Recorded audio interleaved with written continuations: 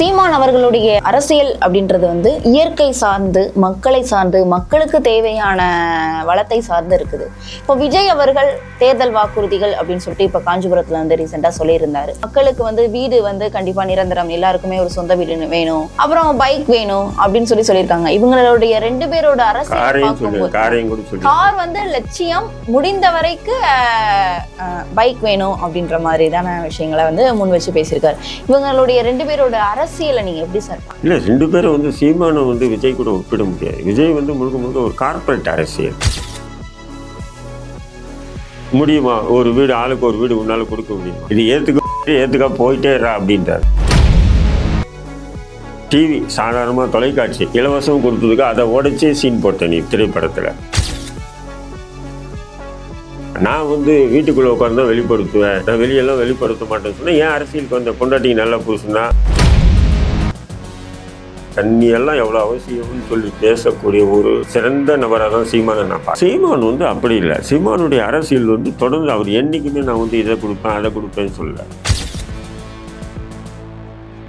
எதனால தொடர்ந்து தாவேகாவிற்கு பிரச்சாரம் நடத்துவதற்கு தடை விதிக்கப்படும் புரியுதுங்களா? அதனால வந்து விஜயுடைய பிரச்சாரத்துக்கு தடை விதிக்கிறாங்க. எங்க தடை? நீ சீன் போட தான் தடை. சீன் போடுறதுக்கு எப்படி அனுமதிக்க முடியும்?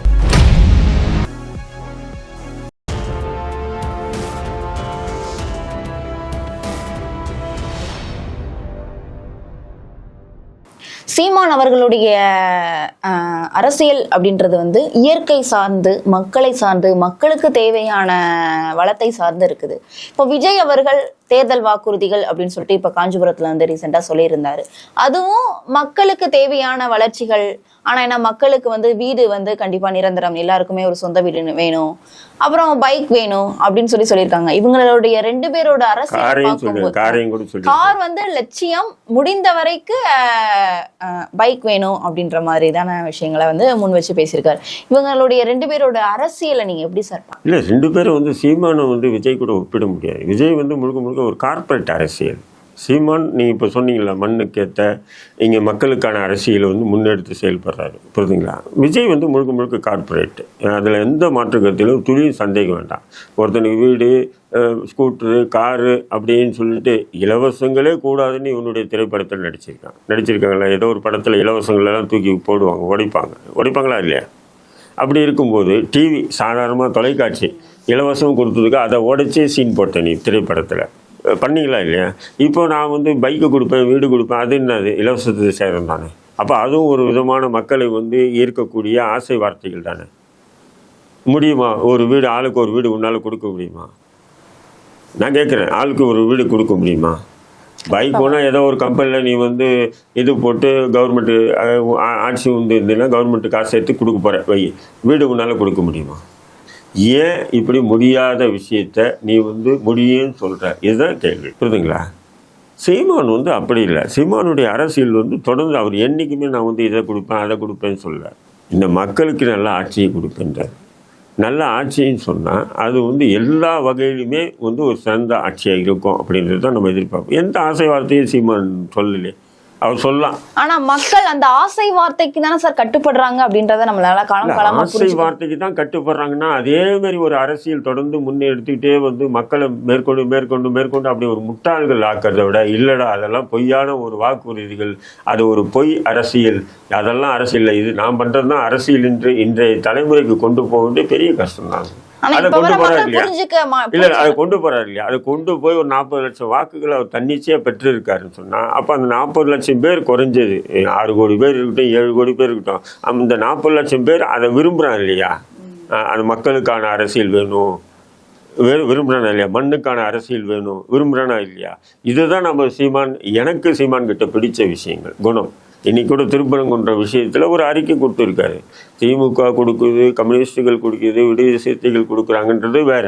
ஆனால் இன்னைக்கு வந்து ஒரு நடுநிலையான முறையில் வந்து திருப்பரங்குன்ற விஷயத்தில் சீமானந்தன் கொடுத்த அறிக்கையை பாருங்க.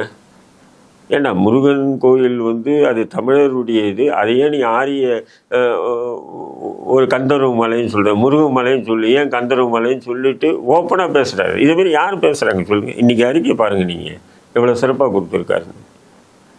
யாருக்கும் சாதகமான இல்லை. முஸ்லீமுக்கு ஆதரவா இந்துக்களுக்கு எதிராகவோ இல்லை இந்துக்களுக்கு ஆதரவா முஸ்லீம்களுக்கு எதிராகவோ இல்லை, நடுநிலையோடு ஒரு அறிக்கை கொடுத்துருக்காரு. ஜி.ஆர். சுவாமிநாதனுடைய அந்த தீர்ப்புகளை கூட அவருக்கே உண்டான பாணிகளை கண்டிச்சிருக்காரு. இது போன்ற ஒரு தெளிவான அரசியல், தெளிவான அறிக்கைகள் எந்த அரசியல் கட்சி தலைவர் கொடுக்குறாங்க? ஒன்று இப்படி பேசினா அந்த ஓட்டு போயிடும், இப்படி பேசினா இந்த ஓட்டு போயிடுன்றது தானே பூசி தானே முழுகிறாங்க எல்லா அரசியல் கட்சிகளும். அப்போ இதுக்கு நடுப்புற ஒரு தெளிவு, இதுதாண்டா அரசியல், இது ஏற்றுக்க மயிறு ஏற்றுக்க போயிட்டேறா அப்படின்றாரு.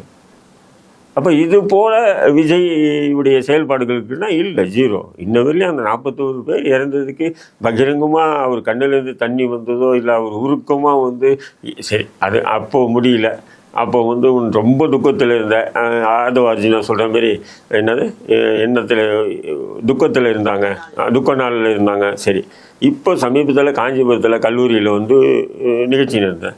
அந்த நிகழ்ச்சியில் கூட அந்த 41 பேர் இறந்ததை பற்றி எதுவுமே வாயை திறக்கலை. சார், ஒவ்வொருத்தவங்களுக்கும் ஒவ்வொரு விதமாக அதை வெளிப்படுத்தக்கூடிய தன்மைகள் வந்து இருக்கும். இப்போ சீமான் அவர்களுக்கு ஒரு விதமாக இருக்கும், விஜய் அவர்களுக்கு ஒரு விதமாக இருக்கும். அந்த பாணியில் அவர் போகிறாரு. அதாவது அது வந்து பர்சனல் லைஃப். இப்போ நீங்கள் இருக்கீங்கன்னு சொன்னால் நீங்கள் பொது வாழ்க்கைக்கு வராமல் நான் இப்படி தான்டா, என்னுடைய கேரக்டர் இப்படி தான், என்னுடைய செயல்பாடு இப்படி தான், நான் இப்படி தான் இருப்பேன் அப்படின்னு இருக்கலாம். ஆனால் பொது வாழ்க்கை என்னும்போது பொதுவான நடைமுறை என்ன இருக்கோ அதுதான் பின்பற்றணும். அது நீங்களாக இருந்தாலும் சரி, நானாக இருந்தாலும் சரி, இருக்கா இல்லையா? அப்போ விஜய் இதுக்கு முன்னாடி நடிகனாக இருந்த பல கோடியை சம்பாதிச்சிருக்க, அதனால் நீயாக இருக்கலாம். பொது வாழ்க்கை என்னும்போது அது வந்து எல்லாம் ஒரே மாதிரியாக தான் இருக்கணும், வெளிப்படுத்துறது கூட. புரியுதுங்களா? நான் வந்து வீட்டுக்குள்ளே உட்காந்து தான் வெளிப்படுத்துவேன், நான் வெளியெல்லாம் வெளிப்படுத்த மாட்டேன்னு சொன்னால் ஏன் அரசியலுக்கு வந்த பொண்டாட்டிக்கு நல்லா பூசுனா, பிள்ளைக்கு நல்லா அப்பனா இருந்துட்டு போடா. புரியுதுங்களா இல்லையா? கண்டிப்பாக பொதுதலான்னு வந்துட்ட பிறகு எல்லாமே தெளிவாக இருக்கணும். அப்போது நீங்கள் வந்து சீமானை தயவு செய்து ஒப்பிடாதீங்க. யாருமே சீமானை வந்து விஜய் கூட ஒப்பிடாதீங்க. சீமானுடைய அரசியல் வேறு, அது யாருக்கும் புரியாது. உண்மையிலே சொல்கிறேன், நானே புரிஞ்சுக்கிறதுக்கு நீண்ட காலமாச்சு. அப்போ கண்டிப்பா மக்களும் புரிஞ்சுக்கிறதுக்கு இன்னும் காலங்கள் ஆகும். இல்லை, இன்னும் காலம் இல்லை, மிக விரைவில் நடக்கும். அது நடந்ததுன்னு சொன்னால் அது ஒரு விதமான மாற்றத்தை ஏற்படுத்தும் தமிழ்நாட்டில். அது எந்த மாற்ற கருத்தும் இல்லை. ஏன்னா மாற்றம் வேணும்னு நினைக்கிறவங்க, இப்போ இந்த அரசியல்ல மாற்றம் வேணும்னு நினைக்கிறவங்க, அதாவது அதிமுக திமுக இருந்து மாற்றம் வேணும்னு நினைக்கிறவங்க நாம் தமிழர் பக்கம் போவாங்கன்னு நீங்க நினைக்கிறீங்களா? போகணும்னு தான் நான் சொல்றேன். நான் நீங்கள் வந்து இந்த சினிமா விளம்பரத்தை நம்பி போயிடாதீங்க. அப்போ போனீங்கன்னா நீங்கள் வந்து மாற்றத்துக்கான போகலை, நீங்கள் மாற்றத்துக்காக போகலை, ஒரு அழிவிலேருந்து இன்னொரு அழிவு நோக்கி தான் போகிறீங்கன்னு தான் என்னுடைய பார்வையில். புரியுதுங்களா? அப்போது சீமானுடைய அரசியல் வந்து ஒரு நல்ல மக்களுக்கான அரசியல். இன்றைக்கி தண்ணீரை பற்றி யாருங்க பேசுகிறாங்க? நீங்கள் நகரங்கள்லாம் பார்த்தீங்கன்னா தண்ணீர் காசு கொடுக்காம தண்ணியே இல்லை. நீங்களே எனக்கு ஒரு கிளாஸ் தண்ணி கொடுக்குறதுனால பிஸ்லரி வாட்டர் வாங்கி தான் கொடுக்குறீங்க, உண்மையா இல்லையா?